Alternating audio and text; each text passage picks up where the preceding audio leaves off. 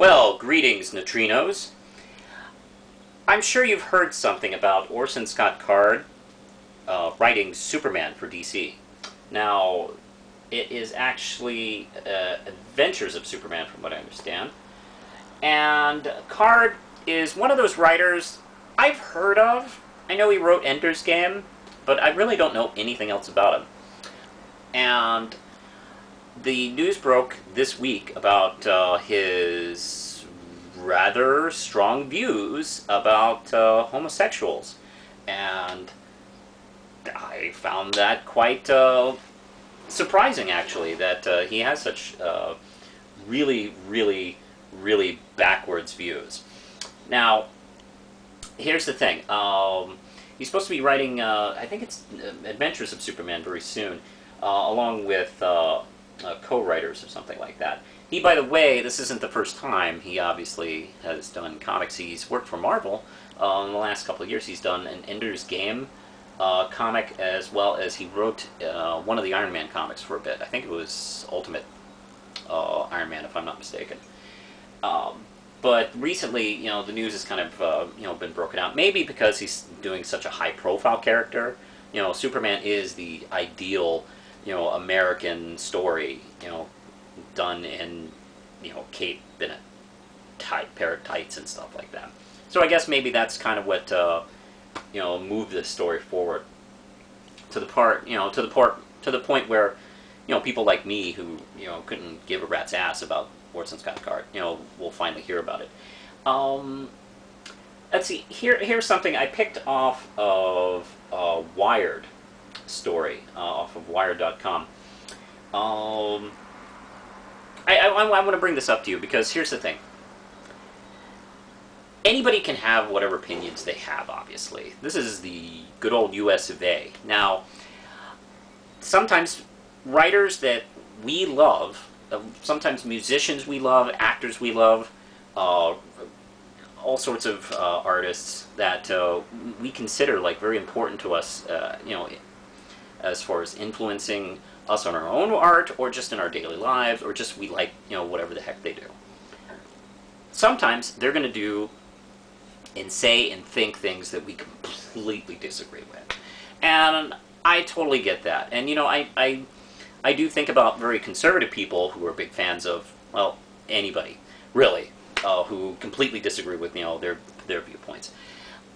I am never one to really start a boycott just because this person doesn't agree with me. Because here's the thing.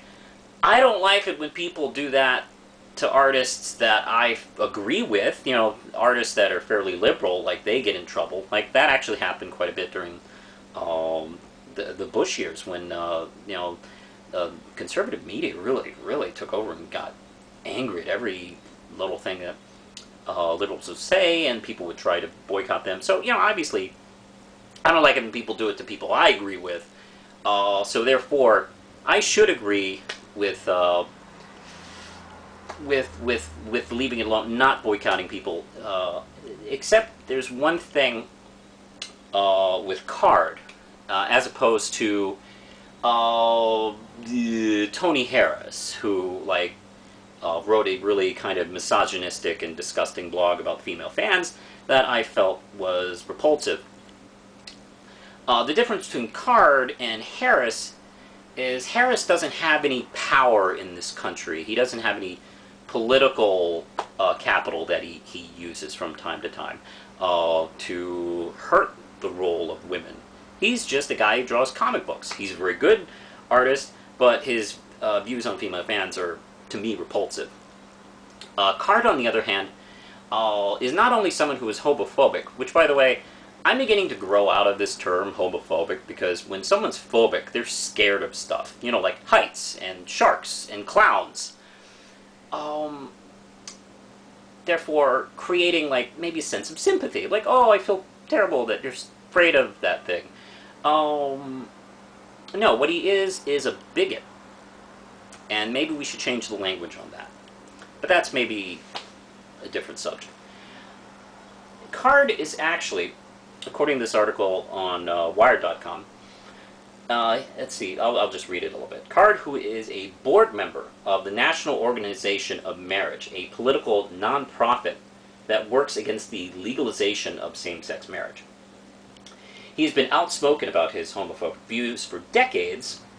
In 1990, Card argued that laws against homosexual behavior should remain on the books, used when necessary to send a clear message to those who flagrantly violate society's regulation of sexual behavior. They cannot be permitted to remain as acceptable, equal citizens in that society. In 2004, and that was just recently, so you can't go, oh, it was a long time ago. 2004, he wrote that the equal marriage rights for gay people could strike a death blow against well-earned protective status of, he writes, my and every other real marriage, as well as American civilization itself. He has somewhat of a political power, and he works with other people to try and deny people of their rights as free citizens. That's not something I'm really cool with. Matter of fact, that's pretty much the opposite of things I like. Now, here comes the question, like, you know, should people stop reading Superman because of this, or at least his title of Superman? It goes into the thinking of, like, you know, Chick-fil-A, and, you know, people like arguing all about that and shit like that. Because, you know, companies should be able to, you know, have whatever views, but, you know, they put their money into a lot of, you know, anti-gay groups and stuff like that. So you're paying money to kind of help support that. And same thing with Orson Scott Card. You buy his stuff, you know, he uses that money to support his political agenda.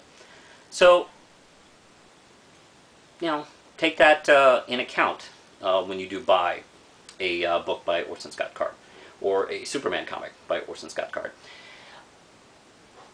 I don't know if that would work. You know, people are doing signed petitions online, I suppose trying to get him fired, from removed off the book. You know, he's working on DC comic. He'll probably be off the book in 3 months anyway. But he,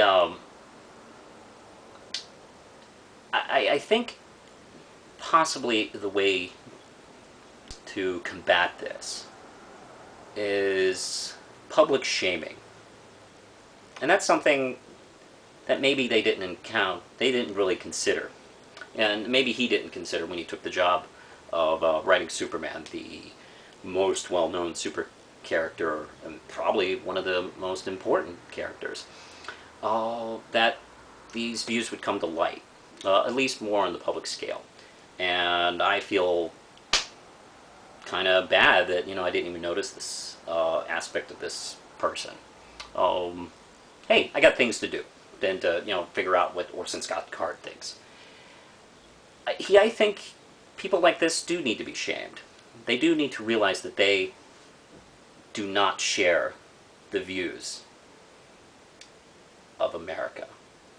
They do not share the views of what this country is supposed to be about, and Orson Scott Card does not share the views of Superman. Now,